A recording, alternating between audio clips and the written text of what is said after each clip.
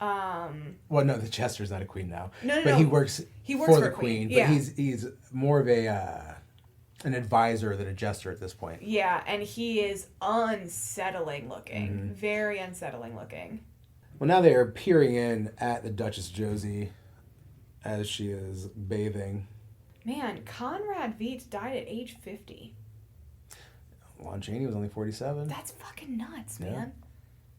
Probably died of the flu or something. So Harkonnen has realized that Gwynplaine is still alive and is now attempting to bribe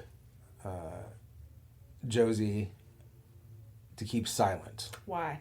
Because Gwynplaine is actually Bum, bum, bum! the son of a nobleman. Yes. So is entitled to land and Yes. the title and Yes. all the things that go along with that.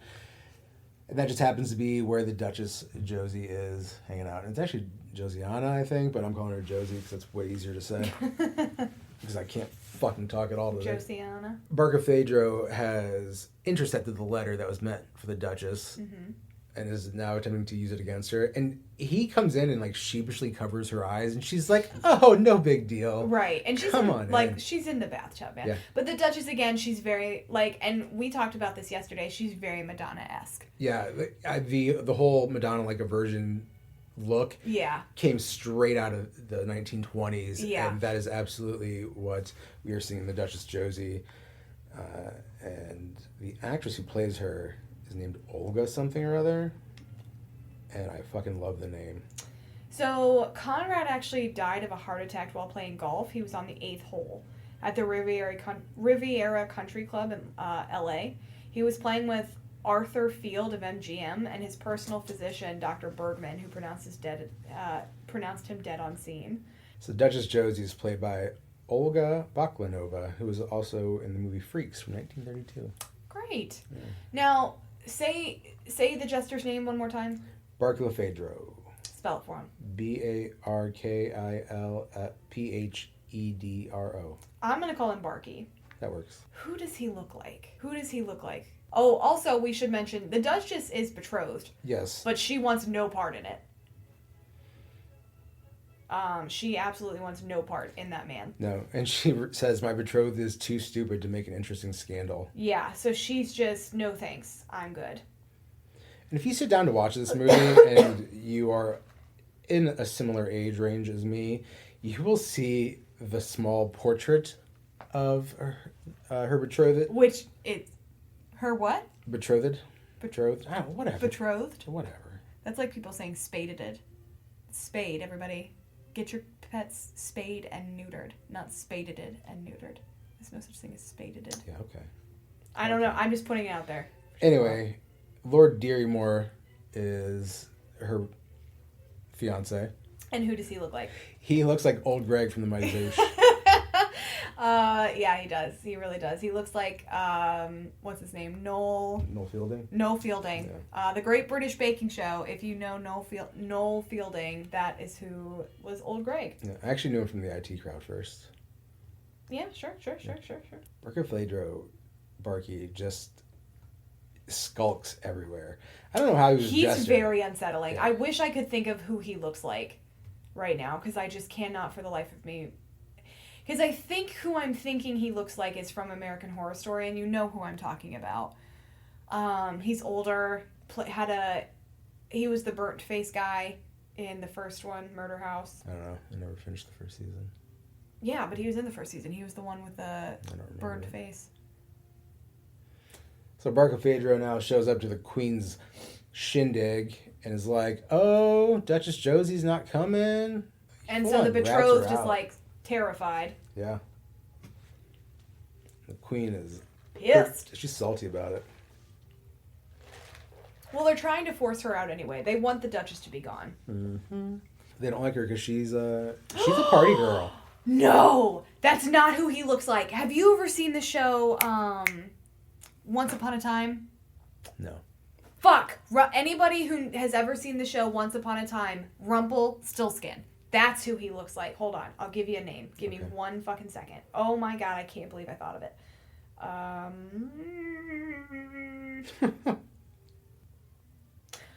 Okay. Robert Carlyle. He looks like Robert Carlyle. Oh, yeah. Yeah. Let me show you what Robert Carlyle looks like as Rumpelstiltskin, because it's going to blow your fucking mind. He was in... But, like, look at him. 28 Weeks Later. Yes, he was. He played the dad.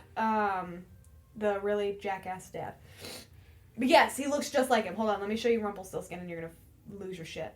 Oh, yeah. Saying, right? Yeah. So if anybody wants to know what this like creepy barky guy looks like, he looks just like Robert Carlyle as Rumpelstiltskin in Once Upon a Time. And he ended up being a good guy in that episode, spoiler alert, or in that show, but... Well, hasn't that show been out and like over for multiple years? Yeah, but in case you haven't watched it, helping you out. It's very likely if they haven't watched it yet, they're probably not going to. So Barkilphedro attempts to bribe the queen and says, if I can find this heir so we can get rid of Josie... Would you reward me? And the queen claps back with, it'd be better for you to find him because I still have the Iron Lady. Which is fucking rad. Like, if you're going to try to blackmail someone, like, and this bitch comes back with, I mean, go ahead, but, like, you're going to find her because I still have the Iron Lady so I can kill you at any time. Yep. I mean, and that's how you swing your dick around, girlfriend. So we are at the fair. They do have rides.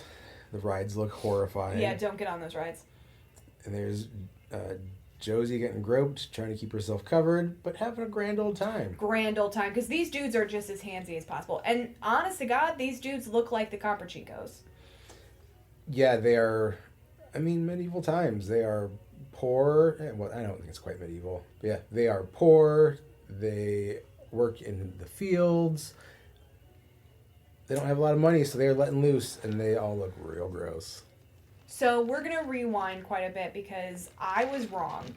You were right. Jack Pierce was given free range to do the makeup. And I do apologize. I honestly thought it was Conrad who did it. But he got to crafting a snaggly misshapen false teeth equipped with hidden hooks to pull the corners of Conrad's mouth back into the very uncomfortable grin, and applying a light green makeup that would give his face an inhuman kind of look. And then Jack Pierce took more than a few cues from Chaney's own Phantom makeup. Mm-hmm. But we'll let it slide. Yeah, I was fairly confident in my statement. Yeah, because I remember reading that it was what launched Jack Pierce's career, essentially. It was, and I do apologize because when I was going back to what I read on the little plaque at the museum, which, was back in August, that was 6 months ago. Of course, I wasn't going to remember that in its entirety, so my bad. It's all right. Shit happens. Well, we're going to cut it all out, and we're just going to... I don't know. That was nope. It was like 5 minutes of us talking about that. Cut it around. Oh boy, this episode's going to be 30 minutes long. Barkilphedro is... vile. Absolutely. Barky.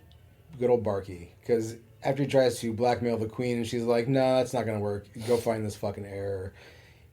He goes back to Dr. Harkonnen, Yeah, because we have to mention, too, the doc is back. Mm-hmm. He knows who the Laughing Man is. He's the one trying to blackmail Josie. Exactly, because the thing was, when that was the whole reason why the doc wanted to take him with them on the ship, because he knew who the child was. Mm-hmm. And he could make money off of him in the future. Exactly. So he was like, this child is money, man. So that's why he wanted to take him. And so when they were on their way to the fair... and he knew the Laughing Man was coming, Doc knew, like, oh, that's my kid. Like, I need that kid. So he started working with Barky to blackmail the Queen and the Duchess because they know who... it's actually more complicated than that, because Harkonnen attempts to bribe Josie outright, and he sends the guy with no chin... Yeah, dude, there's this character in here, and I'm not sure what his name is, but the man has no chin whatsoever. No, he looks like a Bob's Burger character. Yeah, he does. Yeah, so Barkilphedro is there to... So he's there to tell Josie about the party, and it's like, hey, you need to be there. Intercepts the messenger and the letter. Doesn't tell the Duchess. No. And then goes to the Queen and tells her. Yeah. So he intercepts Harkonnen and then fucking kills him. Yes. Yeah, and so, not super sad about it. Harkonnen was fucking weird. And at some point he, because we went from seeing him when Gwynplaine was a child to, like, seeing him as, like, oh, I know who that laughing man is. He has an eye patch. Mm-hmm. He went from, looking straight up like Laszlo to having an eye patch. And we haven't really mentioned the love between Dia and Gwynplaine yet. Right. So we talked about that they do end up together, but we didn't talk about, like, the love throughout the film. Dia only wants him. I was going to say only has eyes. Yeah, I know. She has eyes, they just don't work. But mine don't either, so I can't say anything. No. Like, I'm currently not... Like, I took my glasses off, and I can't see jack shit. So I'm a useless human without glasses. And even with glasses, I'm still a useless human. But Gwynplaine is a kind of, like, hesitant lover, so to speak, because he knows, he sees his face and his deformity, and as she doesn't. A flaw. Yeah, she's never seen what his face looks like. She only knows him as a person, which is what you should be doing anyway. Yeah. But yeah, so she knows, like, this is it. This is who I love. This is who I want to be with. And Gwynplaine being the, how could you possibly love me? Look at how I look kind of guy. He just keeps pushing her off, kind of like... I mean, he's head over heels for her, but he can't fathom that she would love him. Right. I think that Victor Hugo was really in love with that theme, because he also did The Hunchback of Notre Dame. Mm-hmm. Whatever. Notre Dame. With Esmeralda and Quasi. Yeah. So that was a theme that he really liked to touch on, and... I love this scene because this is where the betrothed to the Duchess, Duchess Josiana, he comes and looks for her because she's not at the Queen's concert. Mm-hmm. And so the Queen is pissed. And he's like, get to the concert as quickly as you can. The Queen is raging, which to me sounds hysterical. Yes. But betrothed comes out and he's got like a mask on or whatever, so no one knows it's him. And so he's like, you have to come with me. He sees what's happening. He sees all of these ruffians, like... ruffians, because he says the word ruffians. He sees all these ruffians getting super handsy with the Duchess. Super, like, uncomfortably handsy. And so later on, he's like, man, you let them ruffians have more liberties with you than your betrothed. And she's like, she rolls her eyes at him and says, yeah, motherfucker. So, Deary Moore, her fiance, and the ruffians... are fighting over her. Yes. And she is loving it. She loves chaos. The Duchess wants to watch the world burn, and she is here for it. She's absolutely like a party girl. Mm-hmm. Like a Kardashian. So there's this really... Maybe even a Hilton. I'll go Hilton. Okay. Back early 2000s Hilton. Mm-hmm. Not now Hilton, but... Yeah, she is. She goes, and then, she's got to make it to the Queen's concert, so this bitch gets in a carriage and just starts changing her clothes into one of her really fancy dresses and stuff, and then just shows up to the concert like, hey, what's up? Sorry. So. Probably drunk as a skunk. Drunk as a fucking skunk. Yeah. Smelling like the commoners. Yeah. Because there's a lot of it's royalty. It's a highfalutin crowd. Mm-hmm. Yeah, Look at his face. Mm-hmm. Dude, Barky makes, and like this goes back to you mentioning how actors would like make such their characters with their mouths, so it's incredibly difficult to do when you don't have that. And so Barky is a perfect example of that, because this man's got the weirdest fucking mouth. Absolutely. He gives you a good duck face a lot of the time. He gives you the most wicked smile you could possibly see. Like, yeah, I hesitate to say that Madonna straight up pulled her look from this movie. But she did. Because Duchess Josie straight up has the beauty mark. Yeah, everything. She even has a gap in her front teeth. Yeah, everything. It looks like 1980s Madonna. Yes, it does. That's going to be real loud. Dude, I'm frozen. Oh, good old Barky. Don't worry, Duchess. I'm ever near you. Oh, God, he's so fucking creepy. Yeah, it's super gross. So we have to talk about the fact we just took a break. Yes. And then came back. And I'm so happy. I'm so happy because, so we've talked about Jay's store, and Jay gets a bunch of different stuff in from different places. Random shit. No, he never actually orders anything. Oh, we should probably kill the heater. Yes. He never actually orders anything. They just go and buy pallets and stuff. And so you never know what you're going to get. It's really fun. It's like Christmas all the time. Yeah.